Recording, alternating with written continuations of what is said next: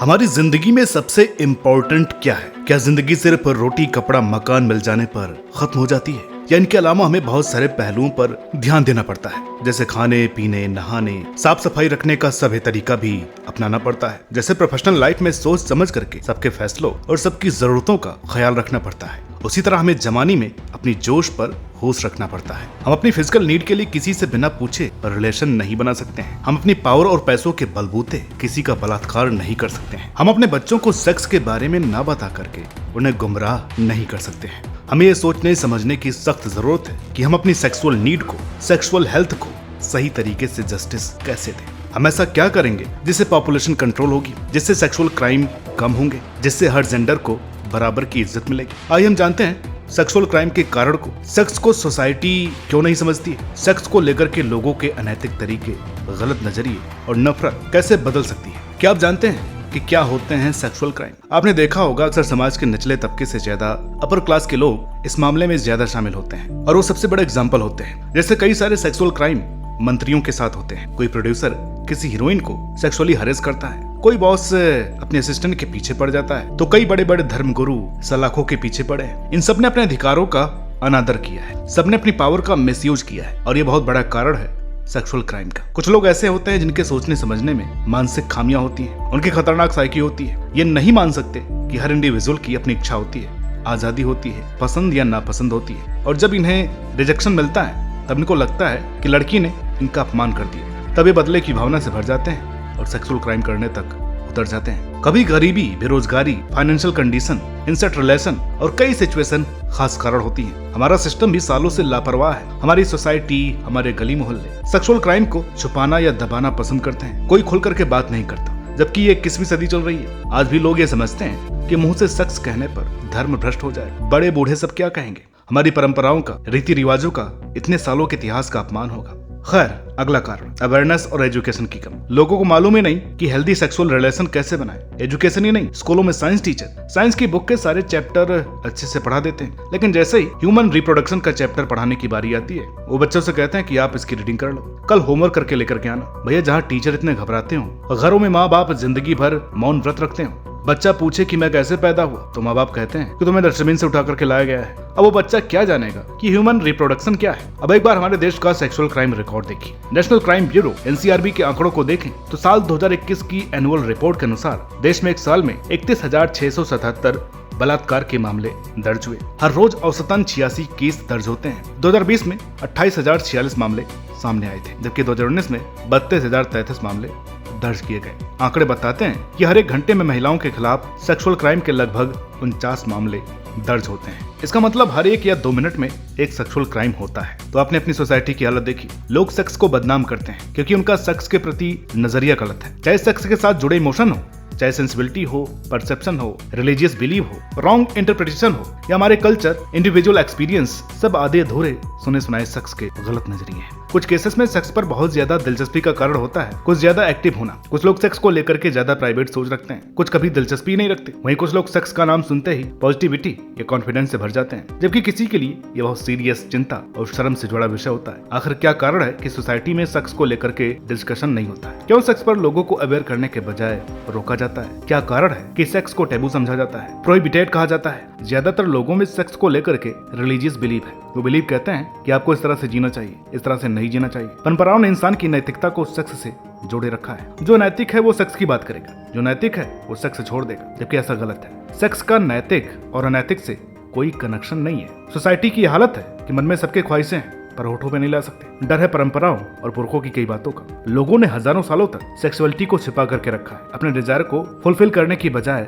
Suppress किया है, और उसका कारण ये हुआ कि हमने जितना इसे छिपाया है ये उतना ज्वालामुखी बनकर के फूटा है। लोगों ने न्यूड पेंटिंग बना करके इच्छाएं पूरी की। लोगों ने पॉर्न फिल्में बनाकर सोसाइटी की बीमारियों से पैसा कमाया। फिल्म वालों ने लव स्टोरी के नाम पर लस्ट स्टोरी दिखा करके लस्ट की कहानियां सुनाई। बड़े बड़े नॉवेलिस्ट, शायर, कवियों ने अपनी बातों में अधूरी इच्छाएं लिखी, और आज हम इस मुकाम पर पहुंच गए हैं जहां सोशल मीडिया पर हर पल नंगा नाच हो रहा है। लड़कियां मोनेटाइजेशन के चक्कर में कपड़े उतार रही हैं। खैर, अगला कारण, जब कोई रिलेशन किसी के बिहेवियर, सेक्सुअल प्रॉब्लम या किसी कमी या गलती के कारण टूट जाता है तो दोनों इंसान अपने पूरे एक्सपीरियंस के बदौलत सेक्स और जेंडर को बदनाम करते हैं, नीचा दिखाते हैं, गलत सोच रखते हैं, और अब डेफिनेटली दोनों सेक्स पर भड़काऊ बातें फैलाने के साथ साथ नेगलेक्ट करने के बारे में ज्यादा सोच सकते हैं और हम अब भी पॉजिटिव इम्पैक्ट की बात नहीं करते हैं, क्योंकि सोशल एक्सपेक्टेशन है, बात करेंगे तो भ्रष्ट हो जाएंगे, बात करोगे तो बुरे बन जाओगे और फिर समाज की बुराइयों के जिम्मेदार आप होगे। घरों में इसलिए बात नहीं होती क्योंकि परिवार को अपनी सभ्यता का ख्याल रखना है। भाई बहन, माँ बेटा, सभी को रिलेशन की प्राइवेसी मेंटेन रखनी है। उनका दिमाग सोचता है कि इस पर बात करना हमारी प्राइवेसी को तोड़ने के बराबर होगा। वैसे भी सेक्स ऐसा टॉपिक है जिस पर कुछ लोगों को लगता है कि इंडिविजुअल है, कुछ इस पर ओपन माइंड के साथ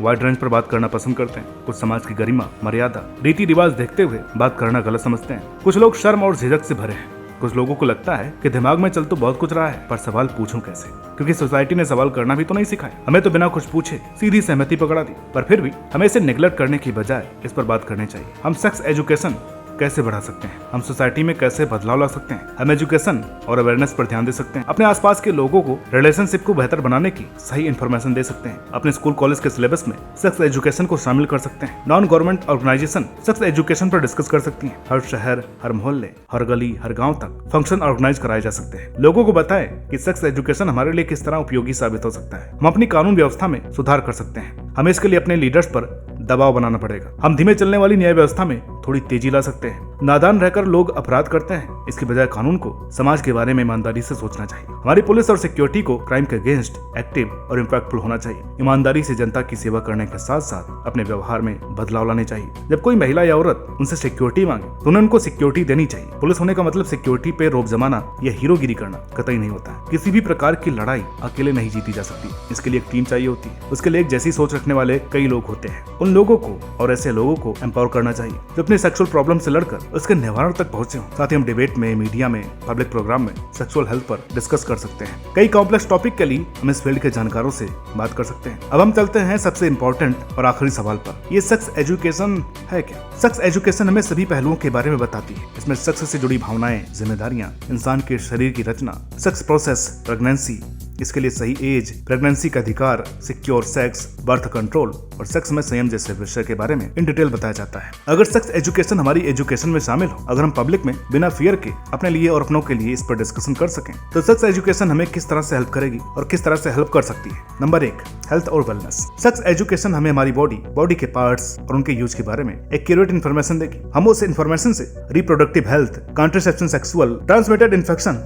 यानी STI, HIV, एड्स प्रिवेंट कर सकते हैं। साथ ही अनवांटेड प्रेगनेंसी, अनसिक्योर सेक्स जैसी कई गंभीर बीमारियों से बच सकते हैं। अगर हमारे पास सेक्स एजुकेशन होगी तो हम किसी की पर्सनल बाउंड्रीज में एंटर नहीं करेंगे। हमें मालूम होगा कि किसी के फैसले की, किसी के हेल्थ की, किसी की इच्छा के बगैर सेक्स करना हमें सेटिस्फेक्शन तक नहीं पहुंचा सकता। और अगर ये अपराधी समझेंगे तो उनके लिए जिंदगी बदलने लायक मदद होगी। ये हम सभी के लिए सामाजिक तौर पर बहुत जरूरी है। हम सेक्स एजुकेशन से अलग अलग तरह के जेंडर्स को अपनी पहचान दे सकते हैं। इससे सभी तरह के जेंडर को सम्मान मिलेगा, ट्रांसजेंडर हो या LGBTQ। समाज में सबके प्रति नजरिए में बदलाव आएगा। जब हम सेक्स एजुकेशन पर गौर करेंगे तो हम सेक्सुअली किसी को अब्यूज नहीं करेंगे, हरेसमेंट नहीं होगा, वायलेंस नहीं होगा। उन्हें सेक्स एजुकेशन या सोचने और समझने की क्षमता देगा कि किस तरीके को अपनाकर हम नुकसान की तरफ जा सकते हैं और किस तरीके को अपनाकर हम फायदे की तरफ जा सकते हैं। ये गरीबों, बेरोजगारों और इगोइस्टिक लोगों को एक रास्ता दिखाएगा। नंबर 5 है एम्पावरमेंट एंड डिसीजन मेकिंग। इस एस्पेक्ट में हमें क्रिटिकल थिंकिंग मिलेगी, जिससे हमारी स्किल को इंडिविजुअली वैल्यू मिलेगी। हम अपने बिलीव और गोल्स को रिलेशनशिप में पॉजिटिव अप्रोच के साथ रखेंगे। ये हमें सही दिशा में इंस्पायर करेगा और हमें सेक्स के कई पहलू बताएगा